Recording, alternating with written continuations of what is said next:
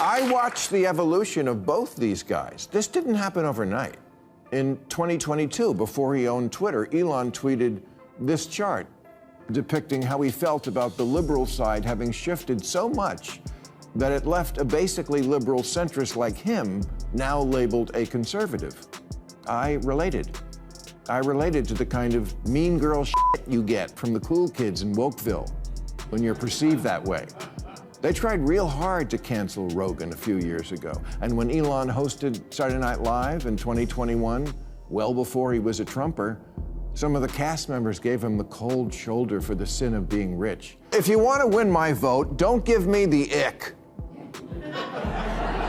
You know what the ick is, right? It's a term mostly used in the dating world to describe that moment when one of the people, usually the man, does something so icky that the woman cannot forgive it or forget it. Like sending a dick pic, or being mean to the waitress, paying for dinner with a coupon, getting his mother to call you when you dump him, asking for sex in baby voice. Once you give her the ick, it's a wrap. Bill Maher just dropped a bomb on the Democratic Party, and he's not holding back anymore. In a blistering monologue on Real Time, the no-nonsense comedian torched the far left, calling out what he sees as their growing detachment from reality. Maher made it clear he's done tiptoeing around the woke crowd, and this could even be his final act on the political stage. It might sound shocking to some, but for anyone who's followed Maher closely, this moment has been building for years. He's been steadily pushing back against the extremes, and now the gloves are officially off. Before we dive into the wreckage, hit that subscribe button so you don't miss more breakdowns like this. Let's unpack what went down. For Democrats, their young people, their key constituency, not only don't like their own civilization, they like the wrong one. They actually think Hamas is a liberation movement. They chant for the Houthis. They're chanting, "We will honor our martyrs" at Yale. They're looking for love in all the wrong countries. Someone needs to tell the kids that America is not the society where women basically have no rights, where there's zero freedom of religion and where dissent is punishable by death. Our democracy may be on life support, but we still have elections. They don't. If you're wondering what's pushed Bill Maher to the edge and possibly over-adheres the unfiltered truth, he's fed up. The far left has veered so far off course, even longtime liberals like Maher can't recognize the movement anymore. For years, he's been warning Democrats that their obsession with performative wokeness is driving them straight into a political ditch. They ignored him. Now, it's not just about bad policies, it's about a full-blown crusade. Maher sees the left pushing radical ideologies, indoctrinating kids to hate their own country, and openly romanticizing regimes that stand against everything America represents. That's not progress. It's delusion. For Maher, this was the breaking point. He vented in classic uncensored form, raw, relentless, and totally unapologetic. And honestly, it was long overdue. This year, when an Irish rap group projected onto screens, Israel, free Palestine, got big applause. Globalize the Intifada is the catchphrase that's really catching on these days, as if worldwide suicide bombing and cosplaying Islamic revolutionaries is the answer to our problems. At an AOC Bernie Sanders rally in Idaho last month, someone threw a Palestinian flag over an American flag, and the crowd erupted in approval. What should have happened after that is one of the adults on stage should have told their young, loyal followers, this is not a symbol of freedom. This is. You could practically see the frustration etched into Maher's face as he took direct aim at party icons like Bernie Sanders and Alexandria Ocasio-Cortez, slamming them for what he sees as the collapse of patriotism among young Democrats. The irony. AOC and Sanders keep reinforcing his argument. They're not uniting the country, they're fueling outrage, deepening division, and pandering to the loudest, most radical factions of their base.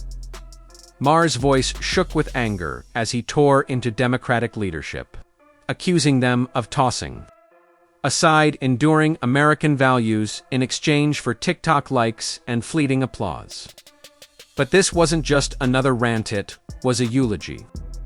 He was mourning the party he once proudly defended. Leaders in the Democratic Party keep encouraging and not rebuking the idea that America is cringe and the people who run Gaza are great. The Democrats are doomed. Alyssa Slotkin's right. Liberals are weak and woke, especially the white ones, and they indulge all sorts of nonsense from their kids, a pattern that then continues on in the Democratic Party. Last election, it was all the gender stuff, the insistence that men can have babies and such, and now I fear that we like the terrorists is the new that.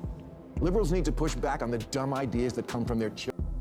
You can feel Maher's anger simmering, boiling over with each word as he tears into the very party he once stood by. To him, today's Democrats have become insufferably woke and hopelessly out of touch. They're shiny new ideals. Maher says they're nothing more than recycled fantasies. Ideologies that sound good on a podium, but crumble under the weight of real-life struggles faced by everyday Americans. Take AOC's so-called economic revolution. Maher didn't hold back. He called it what it is, a glossy repackaging of early 20th century socialism. An ideology with a track record of failure wherever it's been implemented. Her sweeping promises, he argued, are either wildly unrealistic, dangerously naive, or flat-out unworkable. And yet, despite the glaring flaws in her platform, Democratic leadership seems determined to crown her the face of their future. Potentially even their 2028 frontrunner. Maher's not buying it. To him, this isn't bold leadership, but spittical theater masquerading as revolution. Too early to strategize. Democrats have been having a lot of donor retreats lately where liberal strategists hold ideathons, where they try to figure out why they keep losing elections. You know, apart from using words like ideathon. And now one idea that's getting a lot of attention is the Dems need to find their Joe Rogan, a liberal Joe Rogan, because that's why Kamala lost. Republicans have a podcast. That was one of the Democrats' big resolutions, and, to be fair, it's not the worst move when you think about it. Leading up to the 2024 election, the party had essentially torched its relationships with independent media and once-neutral podcast voices. Why? Because of an increasingly rigid ideological purity that left no room for nuance or dissent. If you didn't fall in line 100%, you were labeled, dismissed, or worse, publicly dragged, instead of engaging in open dialogue.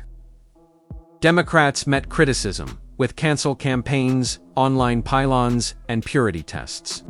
The result?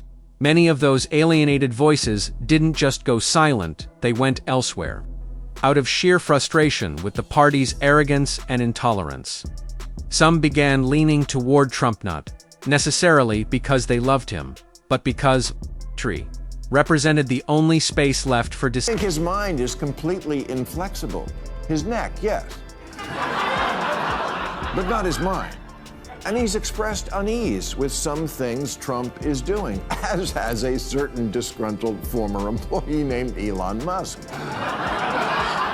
who, like Joe, is another guy who 5 years ago was thought of as a liberal, but got driven into the other camp by bad attitudes and bad ideas, a reversal I completely understand, although I would never emulate. I also see the woke mind virus. I just don't jump from frying pans into fires. Right now, more and more people are drifting toward the MAGA movement, and, whether he wants to admit it or not, Bill Maher is edging that way too. He recently insisted in a clip that he's not making the switch. But let's be real, that's exactly what Elon Musk said at first. Same goes for Marco Rubio, J.D. Vance, and even Joe Rogan. They all denied any shift initially, until the Democratic Party's growing. Extremism made the choice for them. Maher might not be sporting a red hat just yet, but his growing frustrations, sharp criticisms, and views increasingly echo that side of the aisle. He's done with the virtue signaling, fed up with censorship, and disgusted by the party's abandonment of basic common sense. When your values no longer line up with your party's direction, the writing's on the wall. Maher may claim he's staying put, but his words are already paving the way out.